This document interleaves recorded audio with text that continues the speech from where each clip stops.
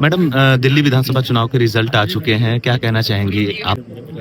देखिए, हर चुनाव मुझे लगता है सिमिलर ही होता है, क्योंकि देश का जो सबसे बड़ा स्तंभ है वो अपना संविधान है, और संविधान ने हर एक को अपने मत का अधिकार दिया है। और इस लोकतांत्रिक व्यवस्था में कहीं ना कहीं कोई एक जो है वो पक्ष में जाएगा, कोई एक विपक्ष में जाएगा। और अगर इंडिया गठबंधन तो नहीं कह सकते, लेकिन समाजवादी पार्टी का पूर्ण समर्थन जो है वो रहा केजरीवाल जी के साथ।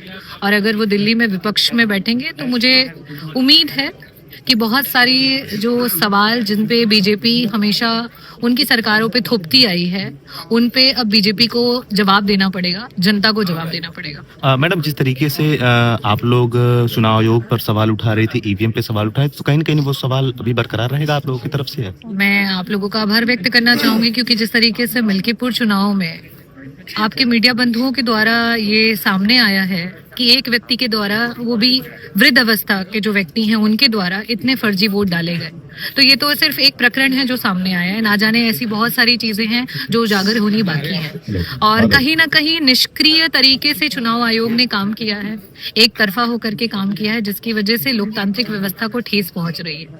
और आगे उम्मीद है कि लोकतांत्रिक व्यवस्था को मजबूत करने के लिए देश का प्रत्येक व्यक्ति काम करेगा। मैडम, अभी आप लोग ने कुछ दिन पहले संसद में भी विरोध किया था इस चीज़ का।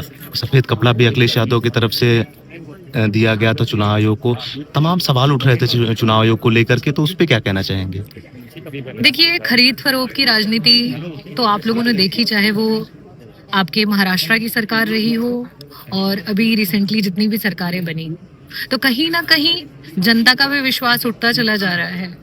और लोकतांत्रिक व्यवस्था को बनाए रखने के लिए, संविधान को बचाए रखने के लिए और अपने देश को बचाए रखने के लिए चुनाव आयोग एक बहुत महत्वपूर्ण भूमिका जो है निभाता है। और जब वो भूमिका छलनी होती दिखती है, जब चुनाव आयोग कहीं ना कहीं लिप्त दिखाई देता है, तो बतौर विपक्ष हम हमेशा आवाज उठाएंगे और हमेशा इस बात को उन्हें याद दिलाएंगे। देखिए, ये तो उनका पर्सनल पर्सपेक्टिव है, उनका आपके साथ क्या संबंध रहा, किस वजह से टकराव हुआ, किस वजह से बिखराव हुआ और किस बेसिस पे वो ये सारे कमेंट्स करते हैं, उसका जो अंदरूनी मामला है वो सिर्फ वही व्यक्त कर सकते हैं और बता सकते हैं। ये भांडा तो पहले ही फूट चुका था। जब आपने देखा होगा कि केजरीवाल जी खुद, जिस सरकार के खुद मुखिया यानी कि केजरीवाल जी खुद जेल चले गए भ्रष्टाचार में, सारे मिनिस्टर उनके जेल चले गए, तो उसी समय दिल्ली की जनता ने तय कर लिया था कि केवल एक ही देश के आदरणीय प्रधानमंत्री श्री नरेंद्र मोदी जी के नेतृत्व में और भारतीय जनता पार्टी के माननीय राष्ट्रीय अध्यक्ष श्री जेपी नड्डा जी के नेतृत्व में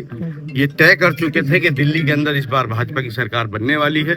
और वहाँ की जनता ने करके दिखाया भी है और आज सरकार बनी है।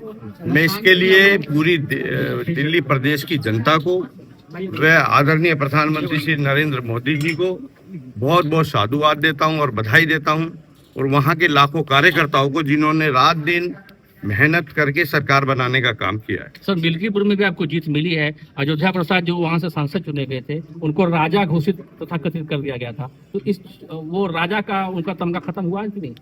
उन्हीं का परिणाम है कि वहां अयोध्या के केवल एक ही राजा हैं, वो है भगवान श्री राम।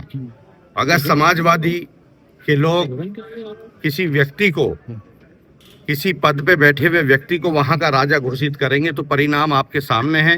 ये परिणाम उसी दिन आ गया था कि जब उन्होंने किसी को ये राजा घोषित किया था, जबकि वहां के राजा भगवान श्री राम हैं। और आज यही परिणाम है कि हम मिल्कीपुर सीट भी जीते हैं।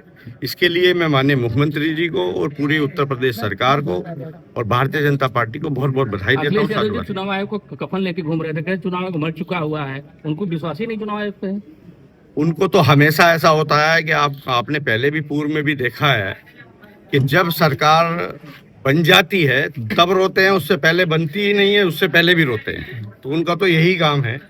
और भारतीय जनता पार्टी की सरकार बनती है आदरणीय योगी आदित्यनाथ जी के नेतृत्व में, पूरे उत्तर प्रदेश का चाहे विकास हो और चाहे भ्रष्टाचार मुक्त हो और पूरे गुंडा राज का सफाया, पूरे पूर्वांचल में कितना गुंडा राज था ये आपको पता है, यहाँ से सफाया करने का काम भारतीय जनता पार्टी की सरकार ने किया है।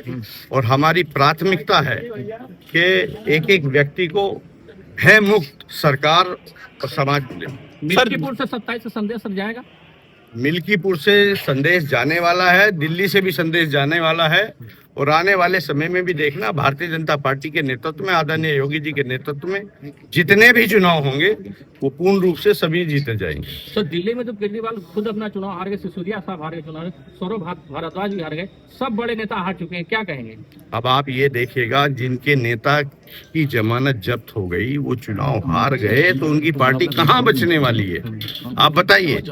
सबका सफाया हो गया, केवल एक ही है, एक ही राष्ट्र, एक ही सनातन और नरेंद्र मोदी जिंदाबाद। तो क्या दोबारा फिर केजरीवाल जेल जाएंगे? ये तो भ्रष्टाचार के उनके केस अभी खुलेंगे तो आगे देखा जाएगा ये सरकार। ठीक सर।